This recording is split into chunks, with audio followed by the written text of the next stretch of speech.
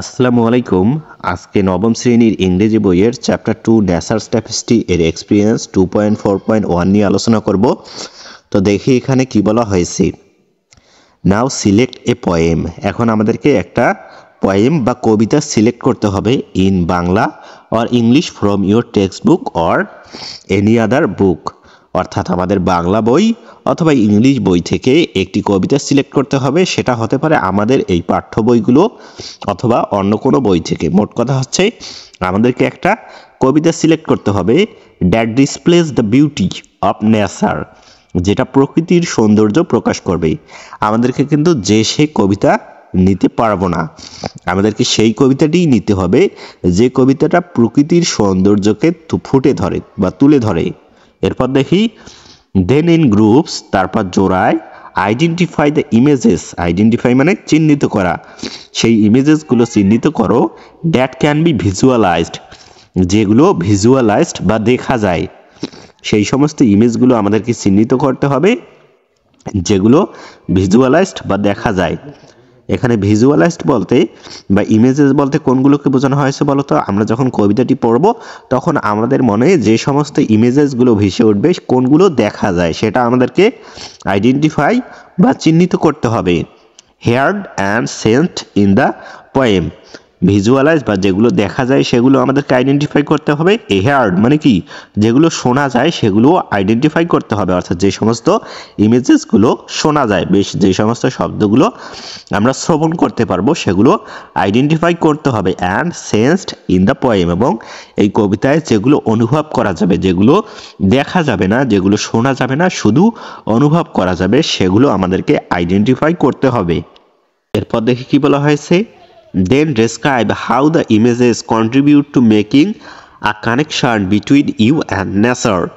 এরপর আমাদেরকে বর্ণনা করতে হবে এই ইমেজেসগুলো, যে ইমেজেসগুলো আমরা লিখলাম, কোনগুলো লিখবো বলো তো? ভিজুয়ালাইজড, যেগুলো দেখা যায়, যেগুলো শোনা যায়, এবং যে সমস্ত ইমেজেসগুলো অনুভব করা যায় সেগুলো কিভাবে আমাদেরকে প্রকৃতির সাথে, প্রকৃতি এবং আমাদের মধ্যে একটা কানেকশন তৈরি করবে বা কানেকশন বা একটা সংযোগ তৈরি করতে অবদান রাখবে, সেটা আমাদেরকে বর্ণনা করতে হবে। অর্থাৎ যেগুলো আমরা লিখলাম বা যেগুলো আমরা আইডেন্টিফাই করলাম, এগুলো কিভাবে আমাদেরকে প্রকৃতির সাথে কানেক্ট করতেছে সেটা আমাদেরকে লিখতে হবে।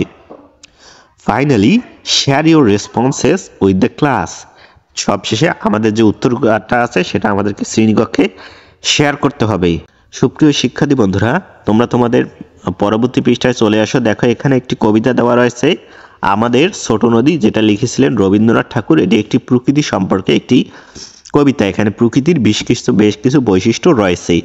তো এটা যেহেতু একটা ইংলিশ বই, যদি আমি তোমাদেরকে একটা ইংলিশ বই থেকে একটা কবিতা বেছে নিয়ে সেটার উত্তর করার চেষ্টা করি তাহলে মনে হয় ভালো হবে, কারণ বাংলা বই যেহেতু এটা ইংলিশ বই, ইংলিশটা নিয়ে পড়লে অনেক ভালো হবে, তোমাদের বুঝতে সুবিধা হবে। তো এই আমাদের ছোট নদীতেও আমি দেখিয়ে দেবো কোনগুলো ভিজুয়ালাইজড, কোনগুলো সেন্সড এবং কোনগুলো ইমেজেস। তবে তার আগে একটি ইংলিশ কবিতা দিয়ে আমি তোমাদেরকে এর উত্তরটি, অর্থাৎ এক্সপিরিয়েন্স 2.4.1 এর উত্তরটি বুঝিয়ে দেওয়ার চেষ্টা করব। আমি তোমাদের এই টেক্সট বইয়ের যে একটি কবিতা আমরা পড়েছিলাম, the গ্রাসহপার on the grasshopper and cricket, এই কবিতাটি আমি বেছে নিলাম।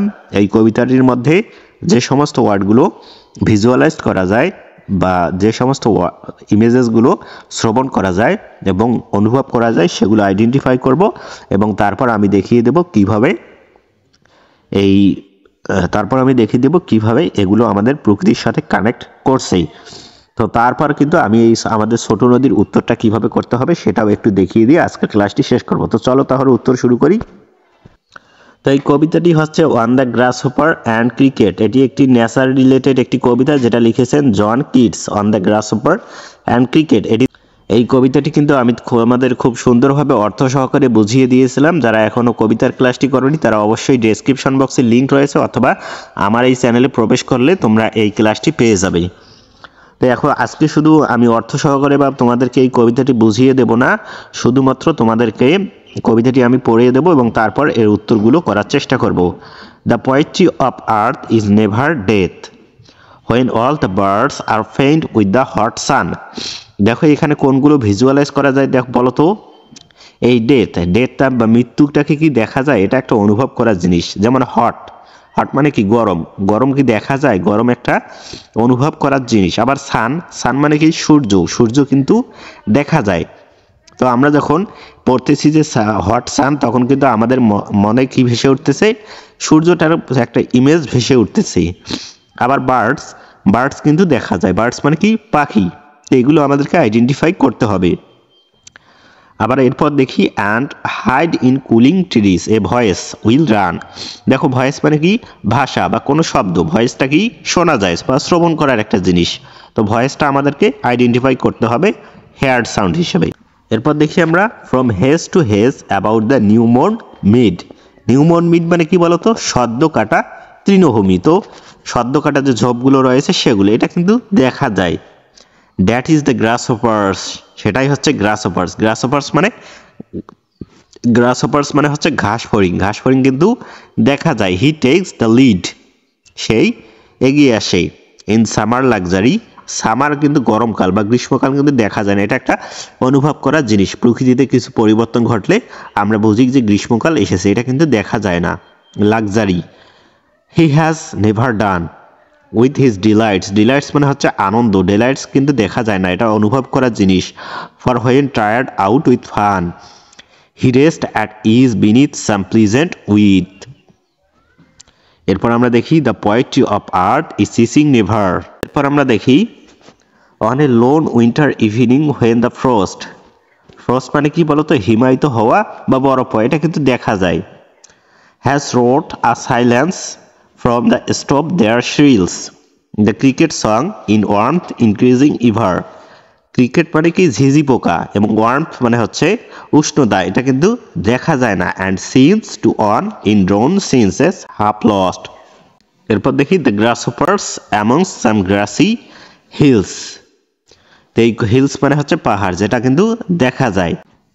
এটা লিখেছেন হচ্ছে জন কিটস। তো এই কবিতাটি আসলে যে বিষয় সেটা আমি তোমাদেরকে একটু বুঝিয়ে দেই, কারণ গত কবিতার ক্লাসটিতে কিন্তু আমি খুব সুন্দরভাবে বিস্তারিত সহকারে প্রতিটি শব্দের অর্থ সহকারে কিন্তু বুঝিয়ে দিয়েছিলাম। এই কবিতাটি একটা প্রকৃতি রিলেটেড, অর্থাৎ কবি এখানে বোঝাতে চেয়েছেন যে সব কিছু থেমে গেলেও প্রকৃতির যে গতিটা রয়েছে, প্রকৃতির যে চলমানতা রয়েছে, সেটা কখনো শেষ হবে না। সবাই যখন ক্লান্ত হয়ে যায় তখন কিন্তু ঘাস ফড়িং এগিয়ে আসে, ঘাস ফড়িং কিন্তু চিৎকার করে, বা ঘাস ফড়িংয়ে যে শব্দটা রয়েছে সেটা কিন্তু শোনা যায়। অর্থাৎ প্রকৃতির যে সবাই যদি ঘুমিয়ে যায় তবুও কিন্তু প্রকৃতির কোনো না কোনো একটা জায়গা দিয়ে প্রকৃতির চলমানতাটা বজায় রাখবে। শীতকালেও তাই, যখন সবকিছু যখন বরফে ঢাকা হয়ে পড়ে তখন কিন্তু ঝিঝি পোকার ডাকটা শোনা যায়। সেটাই কবি বলিয়েছেন যে প্রকৃতির কখনো মৃত্যু হয় না, প্রকৃতির কখনো চলমানতার কখনো শেষ হয় না। তো এই কবিতাটি আমরা পড়লাম। এখন আমরা কি করব, কবিতা থেকে কি বের করব বলতো, সেন্সড ইমেজেস, হেয়ার্ড ইমেজেস এবং ভিজুয়ালাইজড যে ইমেজেসগুলো রয়েছে সেগুলো আইডেন্টিফাই করব। অর্থাৎ যে সমস্ত ইমেজগুলো দেখা যায়, শোনা যায় এবং অনুভব করা যায় সেগুলো আমরা চিহ্নিত করব। তো এখন আমরা দেখব ভিজুয়ালাইজড ইমেজ। এই কবিতায় ব্যবহৃত ভিজুয়ালাইজড ইমেজেসগুলো, অর্থাৎ যে সমস্ত শব্দগুলো বা যে সমস্ত ইমেজেসগুলো দেখা যায় সেগুলো আমরা এখন আইডেন্টিফাই বা চিহ্নিত করব বা লিখব। তো ভিজুয়ালাইজড ইমেজেসগুলো আমরা যেভাবে লিখতে পারি, এখানে দেখো, here the poet has used many visualized images in this poem. কবি এই কবিতায় অনেক ভিজুয়ালাইজড ইমেজ বা যেগুলো দেখা যায় সেগুলো ব্যবহার করেছেন। লাইক দ্য পোয়েট ইউজেস, যেমন পোয়েট ব্যবহার করেছেন বার্ডস, ট্রিজ পাখি, গাছপালা, নিউমর্ন মিড সদ্য কাটা তৃণভূমি, উইট মানে তৃণভূমি, ফ্রস্ট বা হিমায়িত হওয়া বরফ পড়া, স্টোভ মানে কি চুলা, ক্রিকেট ঝিঝি পোকা, গ্রাসহপার্স ঘাস ফড়িং, হিলস ইটিসি আর ভিজুয়ালাইজড ইমেজ।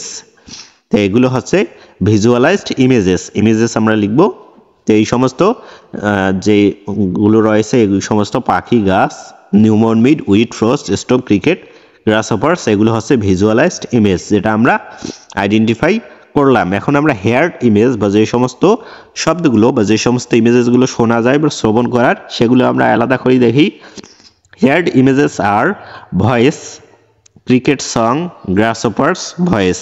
তো এই সমস্ত শব্দগুলো বা ইমেজেসগুলো হচ্ছে শ্রবণ বা অডিটরি ইমেজ। যেমন ভয়েস মানে ভাষা, বা একটা শব্দ ক্রিকেট সং মানে ঝিঝি পোকার যে গান বা ঝিঝি পোকার যে চিৎকার রয়েছে, এবং গ্রাসহপার ভয়েস মানে গ্রাসহপারের কণ্ঠ। তো এরপর আমরা দেখি সেন্সড ইমেজেসগুলো কি হবে। তো এখানে আমরা সেন্স ইমেজেসগুলো আইডেন্টিফাই করেছি বা যেগুলো অনুভব করা যায়। Here the poet has used many sensed image, the sense imaged. আর এখানে কবি অনেক সেন্সড ইমেজ বা অনুভব করার মতো চিত্রগুলো ব্যবহার করেছেন।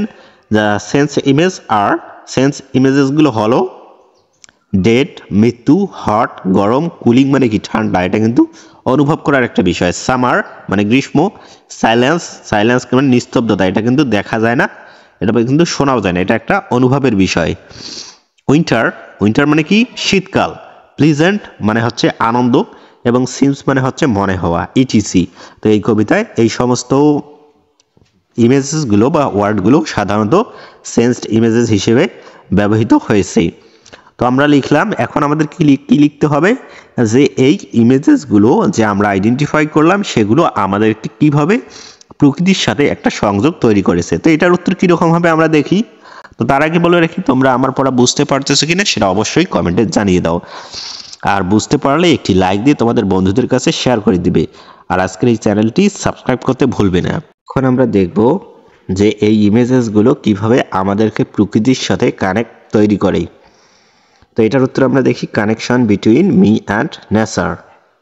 এটার উত্তর কি হবে আমরা দেখি, this images make me connect with nature. এই ইমেজেসগুলো বা এই ছবিগুলো, উপরে যে আমরা ছবিগুলো লিখলাম যেগুলো দেখা যায়, ভিজুয়ালাইজ ইমেজ, হেয়ার্ড ইমেজ এবং সেন্সড ইমেজ, যেগুলো অনুভব করা যায়, যে ইমেজগুলো আমরা লিখলাম কবিতার মধ্যে ছিল, সেগুলো আমাকে প্রকৃতির মধ্যে একটা কানেক্ট বা সংযোগ তৈরি করে।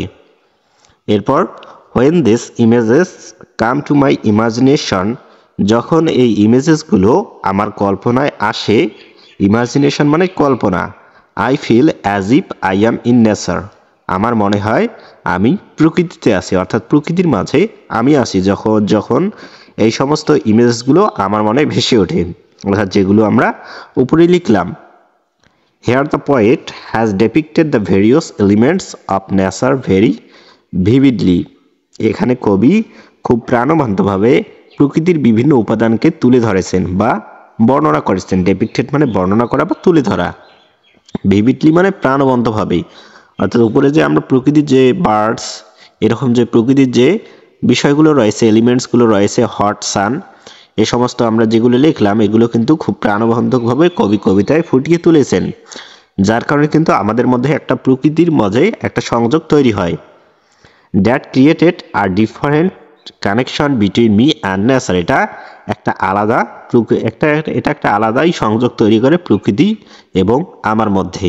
তো এটা হচ্ছে আমার একটা ভাবনা, যে এই ইমেজেসগুলো বা এই কবিতায় ব্যবহৃত শব্দগুলো বা প্রকৃতির ইমেজেসগুলো কিভাবে আমাকে প্রকৃতি এবং আমার মধ্যে একটা সংযোগ তৈরি করে। এটা কিন্তু বিভিন্ন জনের ক্ষেত্রে বিভিন্ন রকম অ্যান্সার হতে পারে। এই অ্যান্সারগুলো কিন্তু আমি একটা অন্য কবিতা, অর্থাৎ তোমাদের টেক্সট বইয়ের একটি কবিতা থেকে দিয়েছি। তোমাদের কিন্তু মূল বইয়ে আরেকটি কবিতা দেওয়া ছিল, সেটা হচ্ছে আমাদের ছোট নদী, যেটা রবীন্দ্রনাথ ঠাকুর লিখেছিলেন, সেটার উত্তর কিন্তু আমাদেরকে করতে বলা হয়েছিল। তো সেটার উত্তর কিভাবে করতে হবে সেটা শুধু আমি তোমাদেরকে একটু দেখিয়ে দিচ্ছি। আমরা বইয়ে চলে যাই। দেখো কবিতাটি রয়েছে, আমাদের ছোট নদী চলে বাঁকে বাঁকে। তো এখানে কোন জিনিসটা বলো তো ভিজুয়ালাইজড বা দেখা যায়, নদীটা দেখা যায় না? হ্যাঁ, নদীটা দেখা যায়। তাহলে আমরা লিখতে পারি ভিজুয়ালাইজড ইমেজেসের মধ্যে নদী আছে। তারপরে রয়েছে বৈশাখ, বৈশাখ মাস, এটা একটা অনুভব করার জিনিস, তো এটা কিন্তু দেখা যায় না, এটা আমরা কোথায় লিখবো, সেন্সড ইমেজে লিখবো। হাঁটু জল, এই জলটা কিন্তু দেখা যায়, এটা আমরা কি লিখবো, ভিজুয়ালাইজড ইমেজে। পার হয়ে যায় গরু, গরু দেখা যায়। পার হয় গাড়ি, গাড়ি দেখা যায়। তো এটা হচ্ছে ভিজুয়ালাইজড ইমেজ। এভাবেই আমরা ভিজুয়ালাইজড ইমেজ লিখে যে সমস্ত এই কথাগুলো বা যে সমস্ত শব্দগুলো দেখা যায় সেগুলো আমরা আইডেন্টিফাই করব বা একটা লিস্ট করব। এভাবেই আমরা এই উত্তরটি করব। আশা করি তোমরা এটা করতে পারবে। আজকের ক্লাসটি এই পর্যন্ত। তোমরা বুঝতে পেরেছো কিনা সেটা অবশ্যই কমেন্টে জানিয়ে দাও। আজকের এই ক্লাসটির মাধ্যমে তোমাদের কিন্তু চ্যাপ্টার 1 এবং চ্যাপ্টার 2 দুটোই শেষ হয়ে গেছে। পরবর্তীতে আমরা চ্যাপ্টার 3 নিয়ে আলোচনা করার চেষ্টা করব। তোমরা পরবর্তী ক্লাসগুলো পেতে এখনই চ্যানেলটি সাবস্ক্রাইব করে রাখো। ধন্যবাদ।